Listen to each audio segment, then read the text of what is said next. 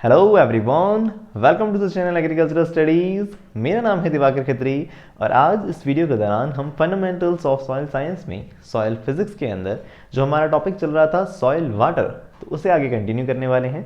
तो आगे कंटिन्यू करते हुए आज हम जानने वाले हैं सॉइल वाटर पोटेंशियल के बारे में। तो ये जो टॉपिक है काफ़ी कॉन्सेप्चुअल है। एक पर्टिकुलर पूरा कॉन्सेप्ट जो है सॉइल वाटर पोटेंशियल का वो हमें अच्छे से समझ में आना चाहिए। क्यों समझ में आना चाहिए? क्योंकि इसके बाद का जो टॉपिक है जिसे हम कहते हैं सॉइल वाटर कॉन्स्टेंट्स, तो बहुत फेमस टर्म्स जो आपने सुन रखी होंगी, है ना, field capacity, permanent wilting point, hygroscopic coefficient, इस तरह की जो हम टर्म्स पढ़ते हैं, तब उन्हें जब हम पढ़ते हैं तो वहाँ हम मेंशन करते हैं कि यहाँ वाटर पोटेंशियल जो है वो इतना है, वाटर पोटेंशियल जो है वो इतना है ना, और हमेशा हम उन्हें नेगेटिव के अंदर कंसिडर करते हैं। तो आज इस वीडियो के अंदर मेरा फोकस इस बात पर है कि पहले तो सॉइल वाटर पोटेंशियल होता क्या है, ये बात हमें समझ में आनी चाहिए, और साथ में कि सॉइल वाटर पोटेंशियल क्यों हम देखते हैं सॉइल के अंदर हमेशा नेगेटिव कंसिडर किया जाता है। हम देखते हैं सॉइल वाटर पोटेंशियल हमेशा सॉइल में नेगेटिव कंसिडर किया जाता है, क्यों हम इसे नेगेटिव देखते हैं, और साथ में सैचुरेटेड सॉइल में क्यों हम इसे ज़ीरो कंसिडर करते हैं, कभी भी इसकी वैल्यू पॉजिटिव में नहीं होती, क्यों ऐसा होता है। तो इन सब सवालों के जवाब इस वीडियो के दौरान हम जानने वाले हैं। साथ ही मैं आपको बताना चाहूँगा कि सॉइल वाटर पोटेंशियल जो है उसकी यूनिट बार के अंदर कंसिडर की जाती है। बार आप जानते होंगे कि ये तो प्रेशर की यूनिट है, तो हम क्यों सॉइल वाटर पोटेंशियल को बार के अंदर नापते हैं, तो उसके बारे में भी इस वीडियो के दौरान हम बात करने वाले हैं। साथ ही मैं आपको बताना चाहूँगा कि इस वीडियो से जो पहले की वीडियोस हैं उनके अंदर हम फंडामेंटल्स ऑफ सॉइल साइंस के ही काफ़ी सारे और भी जो पहले के टॉपिक्स हैं उन्हें कवर कर चुके हैं। अगर इस वीडियो से पहले के वीडियोस आपने नहीं देखे हैं तो उनके लिंक ऊपर आई बटन के साथ नीचे डिस्क्रिप्शन बॉक्स में अवेलेबल हैं, आप चाहें तो उन्हें देख सकते हैं।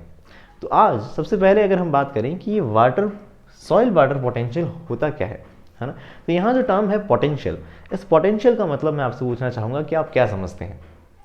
पोटेंशियल आपका, पोटेंशियल मेरा, इसका मतलब क्या होगा? हमारा पोटेंशियल हम इस तरह से कहते हैं कि हम कितना काम कर सकते हैं, है ना, capacity of doing work, capacity of doing work जो है उसे हम क्या कहते हैं, पोटेंशियल कहते हैं। कि हम कितना काम कर सकते हैं उसे हम पोटेंशियल के रूप में कंसिडर करते हैं। तो यही बात यहाँ पे भी लागू होती है, सॉइल वाटर पोटेंशियल, यानी सॉइल के अंदर जो पानी अवेलेबल है वो कितना काम कर सकता है, कितना वर्क कर सकता है, तो उसे हम उसका पोटेंशियल कहते हैं। लेकिन क्वेश्चन ये है कि सॉइल के अंदर काम क्या है सॉइल वाटर का। तो सॉइल वाटर का काम इस तरह से हम कहते हैं कि उसे एक जगह से दूसरी जगह ले जाने के लिए जो काम हो रहा है, समझ रहे हैं आप काम क्या? तो हम कह रहे हैं किसी एक पर्टिकुलर पॉइंट से, सॉइल के अंदर किसी एक पर्टिकुलर पॉइंट से किसी दूसरे पर्टिकुलर पॉइंट तक जाने के लिए जो काम करना पड़ेगा उसे हम क्या कहेंगे, उस काम को हम पोटेंशियल के रूप में समझने वाले हैं। अब अगर आपने थोड़ा सा भी अगर साइंस को सीरियसली पढ़ा है तो आप जानते होंगे कि वर्क डन जो होता है वो क्या होता है, फोर्स इनटू डिस्प्लेसमेंट होता है। यानी किसी पर्टिकुलर फोर्स के प्रभाव में, मतलब किसी फोर्स के इन्फ्लुएंस से हम देखते हैं कोई डिस्प्लेसमेंट अगर क्रिएट हो रहा है तो उसे हम क्या कहते हैं, वर्क डन कहते हैं। अब वर्क डन जो है वो हम देखते हैं, जैसे कि आप इसका एग्जाम्पल लें कि मैं कहूँ आपके पास, हमारे पास एक बॉक्स है, उसे हमने क्या किया है, उसे शिफ्ट किया है ना, किसी पर्टिकुलर x डिस्टेंस तक हमने उसे एक पर्टिकुलर F न्यूटन का फोर्स लगाकर थोड़ा सा डिस्प्लेस किया है। तो इस तरह से जो हम डिस्प्लेस करेंगे तो हमारा काम जो होगा वो हम क्या कहेंगे, पॉजिटिव होगा, कि फोर्स इनटू डिस्प्लेसमेंट जो काम होगा वो पॉजिटिव होगा। लेकिन अगर मैं आपसे पूछूं कि यहाँ फ्रिक्शन भैया ने क्या काम किया, फ्रिक्शन जो हमारे सामने से ही भैया अपना हमेशा एक रेजिस्टेंस फोर्स लगाते रहते हैं। हाँ, हम काम इधर कर रहे हैं तो उनका काम उधर से हो रहा है ना, तो हम कहते हैं कि उस कंडीशन में फ्रिक्शन का काम क्या होगा। तो आपका जवाब होगा कि अमाउंट ऑफ वर्क तो उतना ही होगा। अगर हम देख रहे हैं मैंने 5 जूल काम किया है तो फ्रिक्शन भी 5 जूल काम ही करेगा, लेकिन उसका काम जो होगा नेगेटिव कंसिडर किया जाएगा। तो ये देखने का नज़रिया है। इधर से हम कह रहे हैं हमारा काम अगर पॉजिटिव है तो नेगेटिव के रूप में हम देखते हैं कि फोर्स जो है, क्योंकि न्यूटन जो हम देख रहे हैं फ्रिक्शन का फोर्स था वो तो इस तरफ लग रहा था लेकिन काम उस तरफ हो गया। तो हम देखते हैं फोर्स और हम देखते हैं डिस्प्लेसमेंट, लगाया गया फोर्स और डिस्प्लेसमेंट अलग अलग डायरेक्शन में होते हैं। तो उस कंडीशन में हम क्या कहते हैं, उस कंडीशन में उस वर्क डन को हम नेगेटिव कंसिडर करते हैं। इस तरह की चीज़ें हो सकता है आपको पता हो, तो सेम चीज़ें हमें यहाँ भी अप्लाई करनी है। सॉइल वाटर पोटेंशियल आपको समझ आया कि किसी पर्टिकुलर अमाउंट ऑफ वाटर को किसी एक पॉइंट से दूसरे पॉइंट तक लेके जाने में जो हमें काम करना है उस काम को हम क्या कहते हैं, सॉइल वाटर पोटेंशियल कहते हैं। अब ये वाला काम जो है हम देख रहे हैं वो नेगेटिव कंसिडर इसलिए किया जाता है क्योंकि यहाँ जो हम देख रहे हैं फोर्स जो है वो कौन लगा रहा है, तो हम देख रहे हैं सॉइल के पार्टिकल्स लगा रहे हैं। सॉइल के पार्टिकल्स क्या कर रहे हैं, फोर्स लगा रहे हैं वाटर के ऊपर। तो वो हम देख रहे हैं अपनी तरफ खींच के रखने की कोशिश कर रहे हैं, लेकिन वाटर का मूवमेंट तो उनसे ऊपर की तरफ हो रहा है या किसी दूसरी डायरेक्शन में हो रहा है। कहने का मतलब ये हुआ उनका फोर्स इस तरफ लग रहा है तो काम हम मान सकते हैं उस तरफ हो रहा है। तो उस कंडीशन में हम यहाँ जो पोटेंशियल कंसिडर करते हैं तो वो जो पोटेंशियल होता है वो नेगेटिव कंसिडर किया जाता है। आई कुछ बात समझ में? हो सकता है क्लियरली समझ में ना आई हो। इस तरह से अब हम जब पढ़ेंगे एक बार और रिपीट होगी ये चीज़, तो हो सकता है आपको और क्लियर होगी। क्या कहना चाह रहा हूँ मैं? पहली बात तो हम ये कहते हैं कि द कॉन्सेप्ट ऑफ पोटेंशियल, ये जो पोटेंशियल का कॉन्सेप्ट है, was first applied to the soil water. पहली बार सॉइल वाटर पे किसने अप्लाई किया था? तो हम एक साइंटिस्ट का नाम याद रखते हैं जो कि है बकिंघम। बकिंघम का नाम आपको याद रहे तो ठीक, नहीं रहे तो कोई बात नहीं, क्योंकि मुझे नहीं लगता इसके ऊपर आपसे कोई एग्जाम में क्वेश्चन पूछा जाएगा, बट चलिए बुक्स में मेंशन होता है तो मैंने भी मेंशन कर दिया। और हम देखते हैं soil water potential is defined as the amount of work. Soil water potential हम किस तरह से डिफाइन करते हैं? अमाउंट ऑफ वर्क के रूप में, मतलब कितना काम हुआ है इसके ऊपर, that must be done on per unit quantity of water, यानी एक unit of quantity water, per unit of quantity water यानी 1 मीटर क्यूब पानी हो, या हम कह सकते हैं 1 मीटर क्यूब तो बहुत ज़्यादा होता है, तो 1 सेंटीमीटर क्यूब हो, 1 मिलीमीटर क्यूब हो, यानी अगर हम एक यूनिट ऑफ वाटर को कंसिडर करें, of water in order to transport, उसे ट्रांसपोर्ट करना है, एक जगह से दूसरी जगह लेके जाना है, कौन सी कंडीशंस के अंदर? तो हम देखते हैं रिवर्सिबली। रिवर्सिबली मतलब वो जा सकता है तो वापस भी आ सकता है, ऐसी कंडीशंस हैं। एंड आइसोथर्मली, और हम ये मान के चल रहे हैं कि सॉइल का टेम्परेचर जो है वो क्या चेंज नहीं हो रहा। आइसो मतलब सेम, थर्मली मतलब टेम्परेचर, टेम्परेचर जो है हम सोच रहे हैं कि उस कंडीशन में चेंज नहीं हो रहा है। ऑन इन्फाइनेटेसिमल क्वांटिटी ऑफ वाटर, इन्फाइनेटेसिमल का मतलब होता है बहुत कम अमाउंट ऑफ वाटर, क्योंकि यूनिट अमाउंट ऑफ वाटर माना है हमने, तो उसे हम ये मान के चल रहे हैं बहुत छोटा हिस्सा, उस पानी का एक बहुत छोटा हिस्सा। अगर आपने कभी फिजिक्स वगैरह पढ़ी है तो डीएल और इस तरह से डी वर्ड हम इसके आगे मेंशन कर देते हैं, तो नहीं पढ़ रखा है तो कोई बात नहीं, हम इतने को समझते हैं कि इन्फाइनेटेसिमल मतलब बहुत छोटा अमाउंट ऑफ वाटर जो है from a pool of pure water. Pure water मतलब हम एक तरह से समझ सकते हैं जैसे कि हम देख रहे हैं ग्राउंड वाटर जो है, या हम कह सकते हैं जो वाटर टेबल कंसिडर करते हैं, ग्राउंड वाटर की अपर मोस्ट लेयर जो होती है उसे हम वाटर टेबल कह देते हैं। तो इस वाटर टेबल से अगर हम पानी को उठता हुआ देख रहे हैं किसी एक जगह से दूसरी जगह पे, तो हम कह रहे हैं उस प्योर वाटर की जो स्टेट है वहाँ से एट स्पेसिफाइड एलिवेशन, एक पर्टिकुलर ऊंचाई तक हमें उस पानी को लेके जाना है at atmospheric pressure, at atmospheric pressure. अब प्रेशर भी हमें क्या करना है, मेंशन करना है यहाँ पे, ऑफ द सॉइल वाटर। अब इस सॉइल वाटर का यहाँ जो मूवमेंट है, इस तरह का जो काम हो रहा है इन पर्टिकुलर कंडीशंस के अंदर, तब उसे हम क्या कह रहे हैं? सॉइल वाटर पोटेंशियल कह रहे हैं। आई होप ये चीज़ आपको समझ आई हो। डेफिनेशन थोड़ी सी लंबी ज़्यादा है, इसलिए मैंने आपको पहले ही समझाया, उसके बाद आपको यहाँ एक्सप्लेन किया। ओके, तो आपको मेरे ख्याल से चीज़ समझ आ गई होंगी। और हम देखते हैं कि water in soil being held by adsorptive force. आपने जाना था पिछले वीडियो में भी कि सॉइल के ऊपर जो पानी है वो एड्जॉर्प्शन के रूप में देखा जाता है, उसकी ऊपर की सरफेस के ऊपर वो चिपका हुआ है, एड्जॉर्ब्ड है वो, है ना।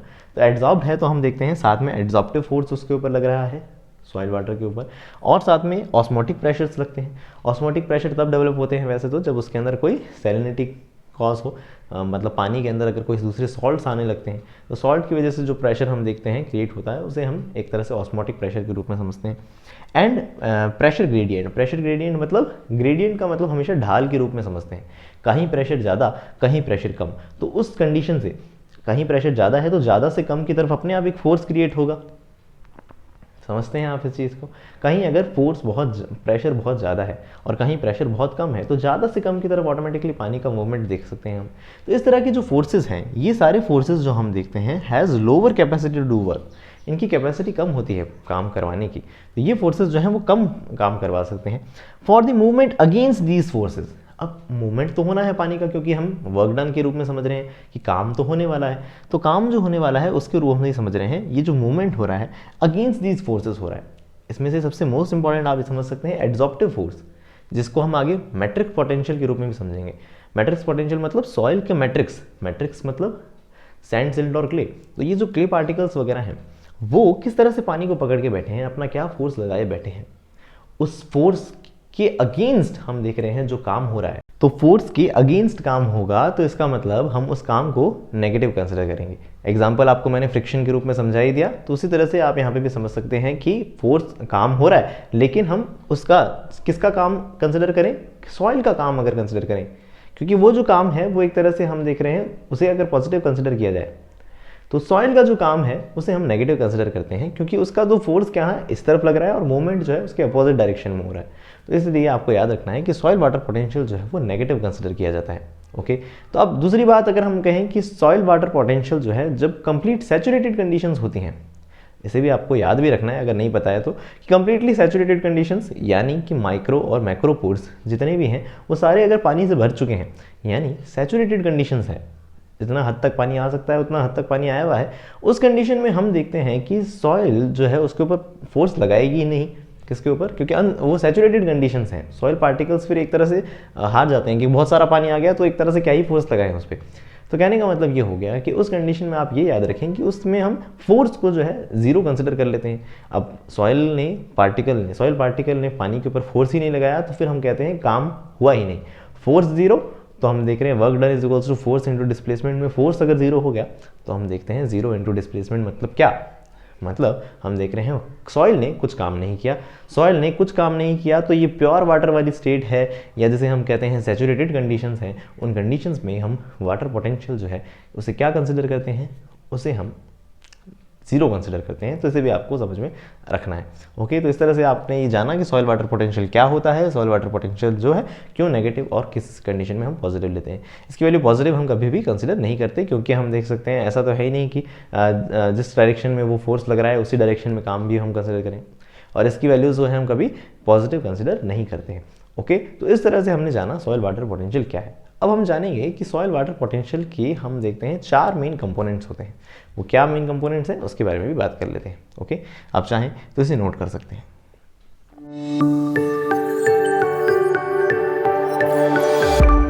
तो जैसा कि आपने अब तक जाना कि सॉइल वाटर पोटेंशियल जो होता है वो एक तरह से हम वर्क डन के रूप में समझते हैं, और साथ में एक यहाँ ये भी कॉन्सेप्ट आता है कि फ्री एनर्जी क्या है। फ्री एनर्जी का कॉन्सेप्ट भी यहाँ पे जुड़ा हुआ है कि मतलब अगर हम देखते हैं मेरे अंदर अगर एनर्जी ज़्यादा होगी तो मेरा वर्क डन भी ज़्यादा होगा। तो कहने का मतलब ये हुआ सॉइल के अंदर भी यही कंडीशंस हम देखते हैं कि अगर वाटर अवेलेबल ज़्यादा है तो उस कंडीशन में वर्क डन भी ज़्यादा हो सकता है। तो वहाँ हम देख सकते हैं कि जो वर्क कितना हो सकता है उस चीज़ को एनर्जी के साथ भी रिलेट किया जा सकता है। तो हम वहाँ देखते हैं कि सॉइल के अंदर जितना ज़्यादा सैचुरेटेड कंडीशन होगी तो उस कंडीशन में हम उसकी फ्री एनर्जी देखेंगे सबसे ज़्यादा मानी जाएगी। ठीक है, तो वहाँ हम देख सकते हैं मैक्सिमम कंडीशन, मतलब एनर्जी वाली कंडीशन देख सकते हैं। और साथ में अगर हम फोर्स के रूप में अगर देखें कि भाई सॉइल पार्टिकल फोर्स तो लगा ही नहीं रही उस कंडीशन के अंदर, तो वहाँ हम देख सकते हैं वर्क डन जो है ओवरऑल जीरो माना जाता है। तो जीरो वर्क डन वाली कंडीशन जो है उसे मैक्सिमम स्टेट पे कहा गया है, किसके अंदर? एनर्जी के रेफरेंस में। तो वहाँ एनर्जी जो है वो मैक्सिमम कंडीशन में, सबसे ज़्यादा पानी है तो उसे मैक्सिमम एनर्जी वाली स्टेट कहा गया है। तो उसे भी आप एक कॉन्सेप्ट के रूप में याद रखें। ठीक है, तो सॉइल वाटर पोटेंशियल, अच्छा साथ में एक ये बात भी है कि जो हम देखते हैं कि एनर्जी जो है उसे दो फॉर्म्स देखते हैं हम मेनली, एक काइनेटिक एनर्जी और दूसरा हम देखते हैं पोटेंशियल एनर्जी। तो यहाँ काइनेटिक एनर्जी को नेग्लिजिबल माना जाता है, नगण्य मान के छोड़ दिया जाता है ना। तो हम देखते हैं कि नेग्लिजिबल है क्योंकि मूवमेंट इतना नहीं है, वेलोसिटी वगैरह इतनी नहीं है। तो हम मेन जो एनर्जी की फॉर्म कंसिडर करते हैं वो कौन सी होती है? पोटेंशियल एनर्जी की फॉर्म होती है। पोटेंशियल एनर्जी mgh, इसका फॉर्मूला आपको पता होगा, mass into gravitational acceleration into particular height तक अगर हम लेके जा रहे हैं किसी चीज़ को, तो mgh के रूप में यहाँ हम देखते हैं पोटेंशियल एनर्जी को कंसिडर किया जाता है। ठीक है, इस चीज़ों को भी आप याद रखें, नोट कर लें। और हम देख रहे हैं कि सॉइल वाटर पोटेंशियल जो है मेनली 4 कंपोनेंट्स के रूप में है, यानी टोटल हम जो देखते हैं सॉइल वाटर पोटेंशियल है, रिप्रेजेंट हम इसे साई से करते हैं। ये जो साइन है साई से इसे रिप्रेजेंट किया जा सकता है। तो टोटल जो पोटेंशियल है वो मैट्रिक्स पोटेंशियल, P मतलब प्रेशर पोटेंशियल, G यानी ग्रेविटेशनल पोटेंशियल और O यानी ऑस्मोटिक पोटेंशियल, इन सारों का सम होता है। इसे भी आप याद रखें। तो हम कह रहे हैं कि ये चारों का सम होता है, तो उसमें सबसे पहला जो पोटेंशियल है वो मैट्रिक्स पोटेंशियल। मैट्रिक्स पोटेंशियल आपको अभी थोड़ी देर पहले मैंने बताया कि सॉइल का मैट्रिक्स यानी सॉइल के मिनरल्स या हम कह सकते हैं सॉइल सेपरेट्स जो हैं सैंड, सिल्ट और क्ले, उन सभी ने एक तरह से एड्जॉर्प्टिव फोर्स लगा रखा है। तो उस एड्जॉर्प्टिव फोर्स की वजह से कि अपोजिट जो काम होने वाला है, उसे हम क्या कह सकते हैं? एक तरह से मैट्रिक्स पोटेंशियल कह सकते हैं। अब इसको उल्टी रूप में भी हम क्या कह सकते हैं? डिफाइन कर सकते हैं। मतलब इसका दूसरा रूप अगर हम देखें तो pressure required to remove water, मतलब पानी को अगर अलग करना है, है ना। वही वाली बात है, हम अगर सॉइल की तरफ से देख रहे हैं तो उसने पानी को पकड़ रखा है, अगर हमारी तरफ से देख रहे हैं तो पानी को अलग करना, यानी हम कह रहे हैं pressure required to remove water from the soil separate. Soil separate से पानी को अलग करने के लिए जो हमारे को प्रेशर देना पड़ेगा, है ना, उस प्रेशर को या हमारा जो वर्क डन होगा उस वर्क डन को हम क्या समझ सकते हैं, मैट्रिक्स पोटेंशियल के रूप में समझ सकते हैं। ओके, तो इसे भी आप जरूर याद रखें, ये भी इंपॉर्टेंट डेफिनेशन है। Dominant potential in the soil, ये सबसे ज़्यादा सॉइल के अंदर डोमिनेंट अगर इन चारों में से कोई है तो वो मैट्रिक पोटेंशियल है। Zero in the saturated condition, zero क्यों है सैचुरेटेड कंडीशन में, ये भी मैंने आपको बताई थी। और हम देखते हैं प्रेशर पोटेंशियल क्या है। प्रेशर पोटेंशियल मतलब जो आपको मैंने बताया ग्रेडियंट की वजह से क्रिएट हो रहा है, एक तरफ प्रेशर ज़्यादा है एक तरफ प्रेशर कम है, तो उस कंडीशन पानी ज़्यादा है एक तरफ पानी कम है, तो उसकी वजह से भी एक प्रेशर क्रिएट हो सकता है पानी के ऊपर, तो उसे हम क्या कह सकते हैं, प्रेशर पोटेंशियल। सॉइल में जनरली नेग्लिजिबल यानी नेगेटिव माना जाता है, और सॉरी नेग्लिजिबल यानी जीरो के रूप में माना जाता है, और वैसे तो यहाँ रेफरेंस पॉइंट के रूप में कंसिडर किया जाता है। और हमें ये पता होना चाहिए कि जो प्लांट सिस्टम होता है, प्लांट्स के अंदर हम प्रेशर पोटेंशियल जो है उसे टर्गर प्रेशर के रूप में कंसिडर करते हैं। और एक कॉन्सेप्ट मुझे याद आ रहा है डीपीडी का, डीपीडी आप जानते होंगे, है ना। डीपीडी मतलब हाँ हम देख सकते हैं कि डिफ्यूजन प्रेशर डेफिसिट, तो डिफ्यूजन प्रेशर डेफिसिट, या आपको ये पता होना चाहिए वहाँ जल की मांग बोलते हैं हम उसे, कि पानी कितना रिक्वायर्ड है ना। अगर हम कहेंगे कि किसी एक सेल के अंदर ज़्यादा पानी रिक्वायर्ड है तो उसकी डीपीडी ज़्यादा होगी, दूसरे सेल में पानी कम रिक्वायर्ड है तो उसकी डीपीडी कम होगी। तो कहने का मतलब जितना कम पानी होता है डीपीडी उतनी ज़्यादा होती है। इस तरह का कॉन्सेप्ट मैं यहाँ पे इसलिए बताना चाह रहा हूँ क्योंकि कई बार एग्जाम में ये क्वेश्चन पूछा जाता है कि एक सेल से दूसरी सेल के अंदर पानी का मूवमेंट किधर से किधर होगा। अब पानी की बातें चल रही हैं तो पानी की बातें याद आ रही हैं, यानी हम कह सकते हैं कि पानी के मूवमेंट पे क्वेश्चन जरूर पूछा जा सकता है। तो वहाँ डीपीडी का फॉर्मूला आपको पता होना चाहिए, osmotic pressure minus turgor pressure. तो वहाँ जो टर्गर प्रेशर है वो एक तरह से आप प्रेशर पोटेंशियल के रूप में याद रख सकते हैं। टर्गर वैसे टर्जिडिटी को बताता है, खैर उसके बारे में इतना डेप्थ में बात नहीं करनी चाहिए हमें, तो हमें आपको ये पता रहता है कि उसे भी नोट कर ले आप, DPD is equals to osmotic pressure minus turgor pressure होता है। इनकी वैल्यूज़ हमें दी जाती हैं अलग अलग सेल्स के लिए। मेरी कोशिश है आपके सामने स्क्रीन पे एक न्यूमेरिकल प्रेजेंट हो जाए, आप उसका आंसर मुझे कमेंट सेक्शन में ज़रूर बताइएगा। तो खैर अभी हम आगे बात करें ग्रेविटेशन पोटेंशियल की, तो ग्रेविटी के इन्फ्लुएंस में पानी का वर्क होने वाला है। तो ग्रेविटी के इन्फ्लुएंस में हम देखते हैं only matters when soil is saturated, soil पानी से लबालब भरी होनी चाहिए, तभी इसके बारे में बात करेंगे। Positive above the reference level, अगर हम देखते हैं एक रेफरेंस लेवल हमने सॉइल कंसिडर कर रखा है, तो उस रेफरेंस लेवल से ऊपर है पानी तो ऊपर से नीचे की तरफ आएगा पानी। रेफरेंस लेवल अगर मान लेते हैं ये है और पानी ऊपर से नीचे की तरफ आएगा, तो ग्रेविटी का वर्क फोर्स नीचे लग रहा है और पानी भी नीचे ही आ रहा है, तो उस कंडीशन में वर्क पॉजिटिव माना जाता है, तो उस कंडीशन में पॉजिटिव कंसिडर किया जाता है ग्रेविटेशनल पोटेंशियल। और अगर हम देख रहे हैं रेफरेंस लेवल से नीचे है पानी, तो ग्रेविटी तो अभी भी नीचे ही खींच रही है, लेकिन पानी का मूवमेंट अगर ऊपर की तरफ हम देख रहे हैं तो उस कंडीशन में ग्रेविटेशनल पोटेंशियल नेगेटिव कंसिडर किया जाता है, क्योंकि फोर्स नीचे की तरफ लग रहा है लेकिन काम ऊपर की तरफ हो रहा है, तो उसे नेगेटिव कंसिडर करते हैं। ऑस्मोटिक प्रेशर वाली कंडीशन तभी कंसिडर की जाती है जब सॉइल सैलाइन हो, यानी सॉइल के अंदर सॉल्यूट्स प्रेजेंट हो, सॉल्ट्स प्रेजेंट हो, सॉल्ट वगैरह अगर प्रेजेंट होते हैं तो उससे भी हम देखते हैं जितना ज़्यादा सॉल्ट प्रेजेंट होगा हम देख सकते हैं वाटर पोटेंशियल उतना ही कम हो जाएगा। पानी का अमाउंट कम हो गया ना, एक प्योर वाटर स्टेट है जिसमें पानी के ही पानी मॉलिक्यूल्स हैं, लेकिन अगर हम कर रहे हैं कि अगर सॉल्ट के मतलब सॉल्ट्स अगर उसमें मिल गए हैं तो पानी का हम देख सकते हैं एक तरह से पोटेंशियल कम माना जाएगा। तो कहने का मतलब ये हुआ कि ये पोटेंशियल भी इफेक्ट करता है किसको, टोटल सॉइल वाटर पोटेंशियल को। तो हमें ये भी पता होना चाहिए कि सैलाइन सॉइल के अंदर ऑस्मोटिक प्रेशर को भी कंसिडर किया जाता है। तो ये चार मेन इसके कंपोनेंट्स होते हैं, तो इसे भी आप समझ सकते हैं। ओके, अब हम थोड़ी सी और बात ये भी कर लेते हैं कि पीएफ वैल्यूज़ जो हैं, पिछले वीडियो में भी मैंने आपको पिछले वीडियो के अंदर मैंने आपको थोड़ा पीएफ वैल्यू के बारे में बताया था। तो नेक्स्ट स्लाइड में थोड़ा और पीएफ वैल्यू और साथ में इसकी यूनिट्स जो हैं वो क्यों प्रेशर में नापी जाती हैं इसके बारे में भी बात कर लेते हैं। ओके, चलिए अब हम बात करते हैं units of soil water potential के बारे में।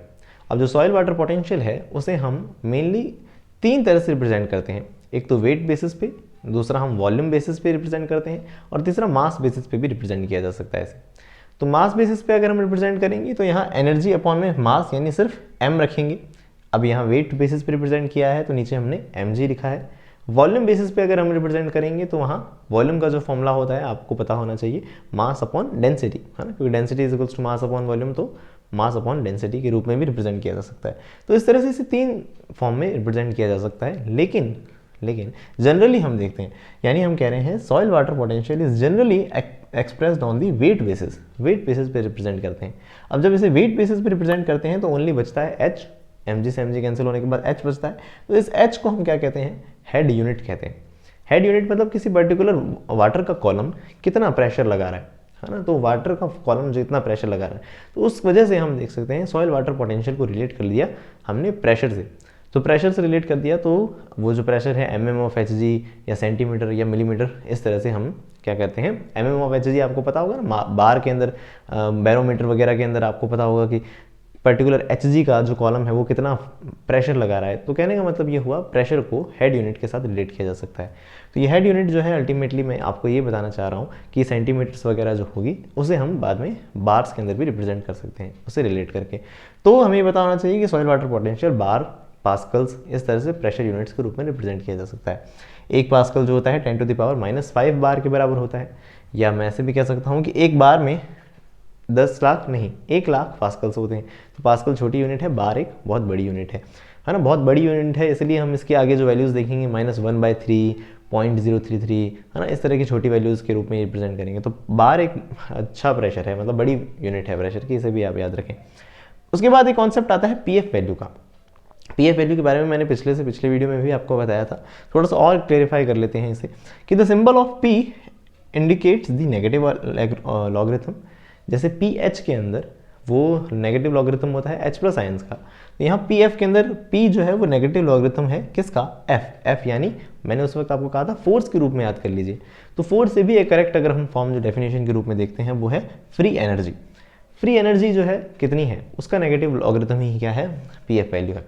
तो हम देख सकते हैं free energy of soil water in the terms of equivalent hydraulic head. अब इस फ्री एनर्जी को हम किस रूप में रिप्रेजेंट करते हैं, तो इस हाइड्रोलिक हेड यानी हेड यूनिट के रूप में रिप्रेजेंट करते हैं। तो इस हेड यूनिट का अगर हम नेगेटिव लॉगरिथम लेंगे तो उससे हमें क्या मिलेगी, पीएफ वैल्यूज मिलेंगी। तो हम देखते हैं logarithm of height in centimetre of water, पानी के अंदर मतलब पानी का जो सेंटीमीटर के अंदर हाइट है उसका नेगेटिव लॉगरिथम लिया जाता है, that is necessary to produce desired suction. और उसी से हम रिप्रेजेंट करते हैं कि कितना प्रेशर है सॉइल के ऊपर, या सॉइल जो है कितना प्रेशर लगा रही है। तो कहने का मतलब ये हुआ सॉइल वाटर पोटेंशियल को in terms of PF values भी रिप्रेजेंट किया जा सकता है in terms of PF value भी रिप्रेजेंट किया जा सकता है। 1/10 बार जो है वो 2 पीएफ वैल्यू के बराबर होता है। तो ये जो पीएफ वैल्यूज़ हैं आपको समझ आ गया होगा, मैंने पहले ही वीडियोस में बताया है कि इसकी वैल्यू 0 to 7 होती है। जितना ज़्यादा होगी पीएफ वैल्यू, यानी जैसे 7 है तो उसे हम ड्राइस्ट फॉर्म कहेंगे। ओवन ड्राई सॉइल जो होती है उसमें पीएफ वैल्यू जो होती है वो 7 होती है, जबकि हम 0 कंसिडर तब करते हैं जब हम देख सकते हैं फ्री एनर्जी जो है वो सबसे ज़्यादा होगा। फ्री एनर्जी सबसे ज़्यादा होगी तो उसका नेगेटिव लॉगरिथम 0 के रूप में कंसिडर किया जाता है, तो उसकी पीएफ वैल्यू 0 होती है। तो कहने का मतलब आपको ये पता होना चाहिए पीएफ वैल्यू क्या होती है ना, पिछले वीडियोस में भी हमने अच्छे से समझने की कोशिश करी थी। तो पीएफ वैल्यू ये होती हैं, हम देखते हैं यूनिट्स जो है सॉइल वाटर पोटेंशियल की ये होती हैं। ओके, आई होप ये वीडियो आपके लिए कॉन्सेप्चुअली इंपॉर्टेंट होगा, और साथ में हम जो नेक्स्ट वीडियोस देखेंगे उनसे एग्जामिनेशन में क्वेश्चन बहुत पूछे जाते हैं।